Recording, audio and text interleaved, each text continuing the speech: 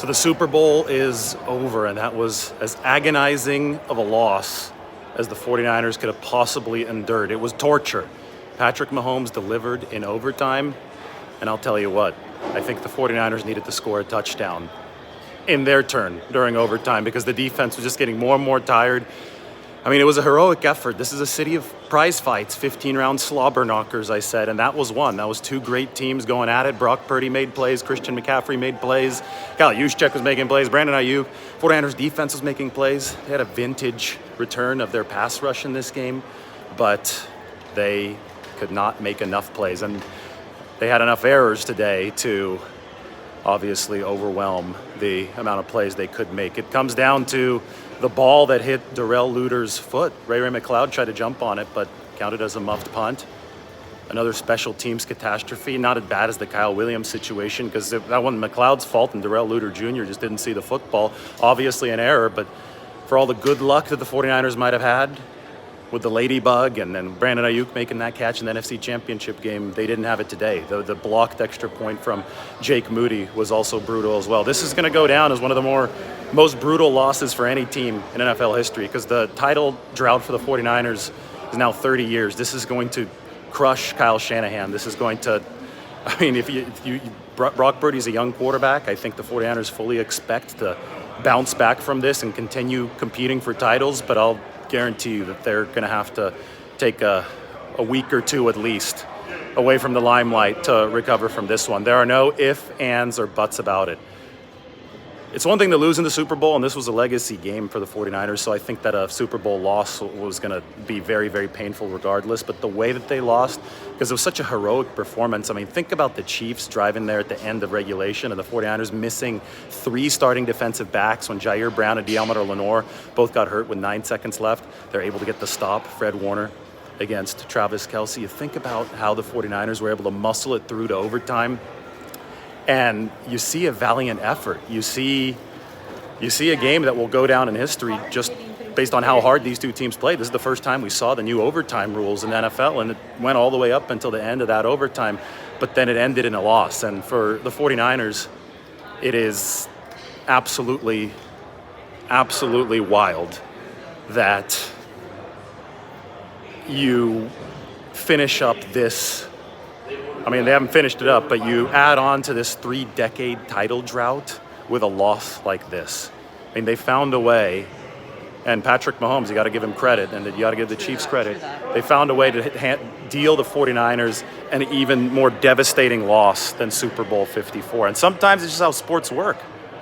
Sometimes they're going to rip your hearts out. And the 49ers fans watching this right now, you're watching this in the fresh aftermath. I'll tell you what, if you want something that helps you process this right now, perspective-wise, Brock Purdy's 24 years old, and he just went toe-to-toe with Patrick Mahomes for more than 60 minutes, for 75 minutes, for this first new overtime kind of game. So, I mean, Purdy was escaping the pocket. Both defenses were really good. The Chiefs are now a defense-driven team. I mean, without the defense that they played today that was choking off that 49ers run game on first downs, that was playing so well in the secondary, Patrick Mahomes doesn't win this game in overtime.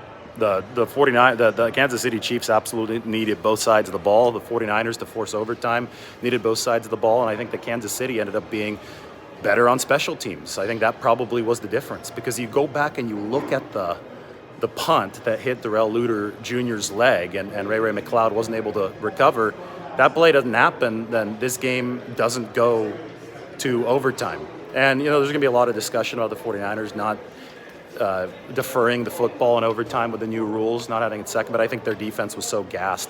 I understand why they did that. They needed to give their defense a little bit of rest, because those guys, I mean, it was bad at the end of regulation. They obviously still gave up the touchdown to Mahomes, but what the 49ers wanted is they wanted to score a touchdown against the Chiefs defense and then have their defense be able to dig in and try to stop Kansas City going back. And it didn't work, and you got to give Andy Reid, Patrick Mahomes, all those guys credit for making play after play after play against the 49ers down the stretch. Again, no ifs, ands, or buts about it. It's an agonizing loss, but San Francisco, they have a very, very strong organizational core. So they defied the gut punch of Super Bowl 54 and the coronavirus year 2020. to get back to 3 NFC championship games in 21, 22, and this season they won the NFC championship game. It was a hell of a ride. Appreciate the ride for what it was, because it was awesome. The comebacks in the Packers game and the NFC title game against the Lions. They found their quarterback. Brock Purdy played, I think, all season like an MVP finalist. It wasn't all clean today. It wasn't all clean for Patrick Mahomes either, but he fought and fought and fought. And sometimes in a heavyweight prize fight, when both of those boxers are landing haymakers, sometimes it's going to be a situation where they land a haymaker that you can't recover from. And Kansas City finally, at the very end of it, at the 75th minute, the very end of this epic battle, they were able to beat the 49ers. Sometimes you just have to appreciate sports for the great competition that they bring. And today you saw the two very best teams in the NFL going at it. You saw Kansas City solidify their dynasty with the 3rd Super Bowl, and you saw the 49ers just come up short. And you just look at the devastation of coming up short. They've won a lot of games over the past 5 years, but they came up short in Super Bowl 54, 2021 NFC title game against the Rams, 2022, obviously the Purdy injury against the Eagles. Well, if there's anything that this 49ers team did, they proved that Brock Purdy injury against Philadelphia was a really big deal in terms of the NFC race. They dominated the NFC. They beat all of the NFC playoff teams this year. They became the first team since Montana's Niners in '84 to beat all the NFC competition. But it's the Kansas City Chiefs who are like the Dallas Cowboys of the 1990s to the 49ers. And this is probably the best perspective that I can give.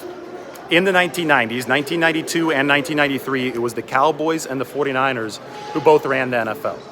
The Cowboys beat the 49ers in 2 straight NFC championship games in 92 and 93. Steve Young was the quarterback. Steve Young was an MVP winner in 92, but the Cowboys beat him at Candlestick in the playoffs, and then the Cowboys beat the 49ers in Dallas the following season.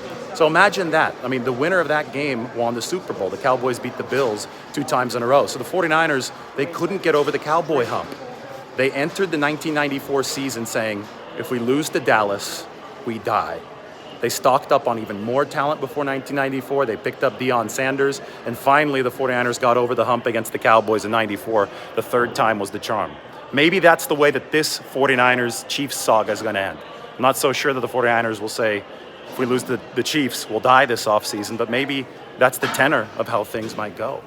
And if that's the case, well, then San Francisco would be very happy to get that 3rd opportunity at Kansas City. That's just the way that these things roll, though, especially if you're trying to knock out a dynasty. The Cowboys, obviously, of the 90s won those 2 Super Bowls, and it took a hell of a performance in 94 for the 49ers to get them. So we'll see if the 49ers, with the quarterback who's going to turn 25 years old next year, Brock Purdy, we'll see if they're ready to give the Chiefs a counterpunch. We could be seeing the very origin stages of one of the great rivalries in NFL history. So far, the Chiefs have bested the 49ers twice. Gut punch, agonizing, torturous, whatever you want to call it.